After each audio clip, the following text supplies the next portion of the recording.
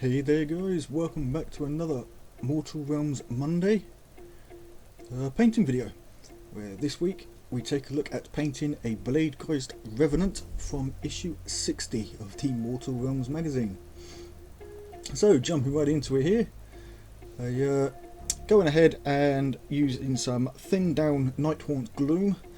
I'm going to apply a few layers of this over all of the ghostly part, the sort of the ghostly robe area of the Revenant here, making sure that with each successive layer I'm starting a little bit further up the model each time until I've got a a nice gradient working its way up the body to a darker bit near the hood at the top. I'm not too worried about having the odd sort of tide mark, tea stain, whatever you want to call it, near the bottom, as that's going to be removed in the next stage. But I'll get on with this and catch you guys back in just a flash. Okay, so now that I've got the Nighthaunt Gloom on there, I'm going ahead and with a small dry brush and some Korvax white, I'm working from the bottom up the model, just sort of a backwards and forwards motion, as you can see here, just very lightly sort of catching those raised edges and some of the more flat surface, to get a nice fade from that Nighthaunt Gloom down into a white towards the tips. Obviously the dry brushing, I'm removing the excess paint from the dry brush before going over the model, but I am making sure that I start at the bottom each time, so that if there is any extra paint on there that I haven't fully removed, that will only go over the white and won't leave a white streak across that Nighthaunt Gloom area.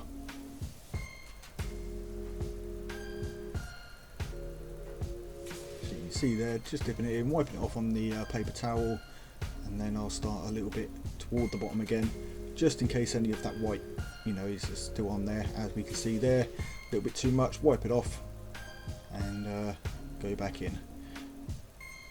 And obviously I'll do this a few times just to build up that white on the bottom, getting lighter as I come towards the top, and obviously pushing a little bit harder, working it a little bit more into the plastic down at the bottom there.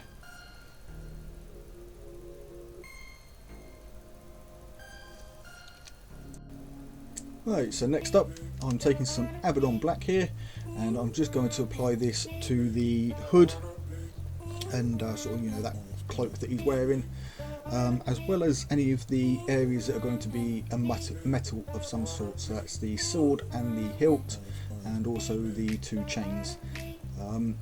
You'll notice that I haven't painted his arms yet. What I wanted to do was make sure that I get the black on here, as well as the the next stages on the black, and then I will then be able to go back in with some Korvax white and go over any mistakes that go on the arms, and then use the same method as I did with the Nighthaunt Gloom on the arms to make them the same. The only other part on here that I don't paint black is the trim of the hood, where it has the little metal studs, as that would be painted a different colour, a little bit on.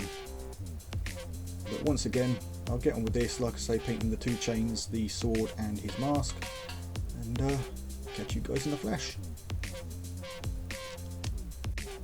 Okay, so back to dry brushing again. I'm now applying a 50-50 mix of Dark Reaper and Abaddon Black that I've obviously mixed up on the palette there, just with a paintbrush, rinse the brush off, put it away, and now using a small dry brush, just going over all of the black robe area. And this is why I've left the arms white, just in case I happen to get some of this on there, then I can touch them back up with white before going back in with the Nighthaunt Gloom.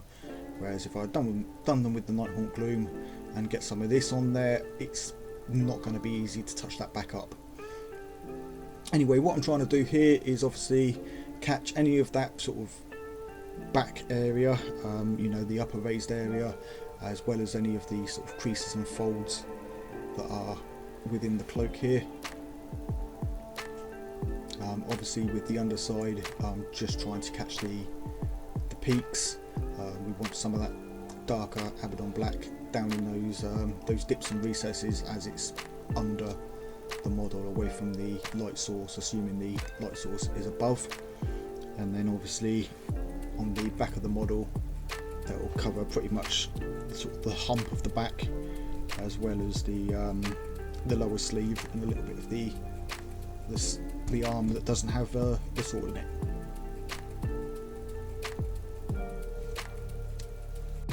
Right, I'll then follow that dry brushing up with a regular paintbrush, this size 2 I believe, and all I'm doing is using that 50/50 Dark Reaper Abaddon mix.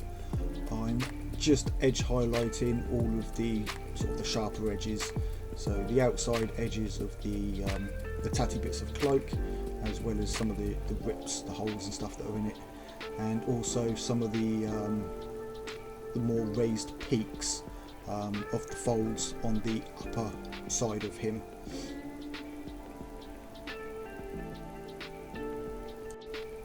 I'll then go ahead with a 50/50 mix of Dark Reaper and Fenrisian Grey, and again just picking out some of those raised edges,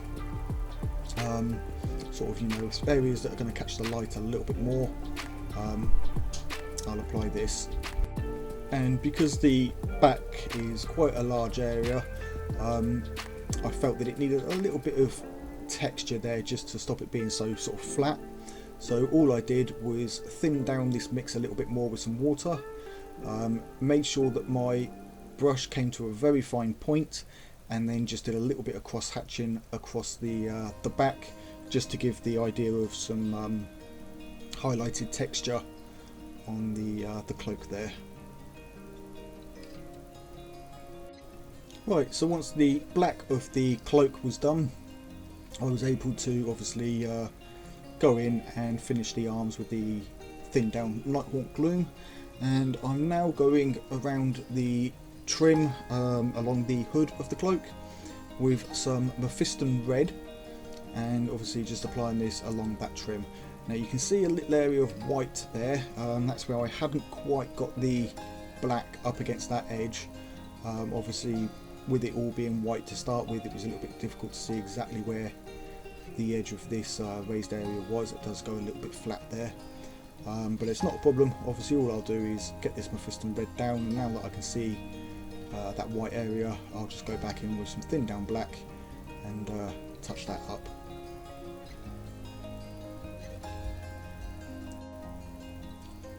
I will then follow along that that trim right on the edge there with some Evil Sun's Scarlet, very slightly thinned down. I don't want it too thin, otherwise it's not going to show up too well. And then making sure that the brush comes to a point. I'm just making sure to just trying to get a, a nice thin line on either edge of that trim. Right, so finally I'll take some Iron Breaker and apply this to both chains and the sword, and then I will take some Balthazar Gold and apply that to the handle of the sword and the crossguard, as well as his face. I'll also use this Iron Breaker on each of the little sort of the studs around that red strip that goes around his head. I'll then take some non-oil and go over all those metallic areas, let that dry, and then just go back over with the same colours and give them an edge highlight, just to bring them out a little bit once that non-oil has dried. And then using my Rise of Rust and Typhus Corrosion method, I'll apply some rust to both the chains and the sword, and then the model is done. So I'll get on with these few bits, and the next time you'll see this, it will be done. nice quick video today, guys, and I'll catch you in a bit. Right, and there we have it, guys. One fully painted, tabletop ready Bladegheist revenant.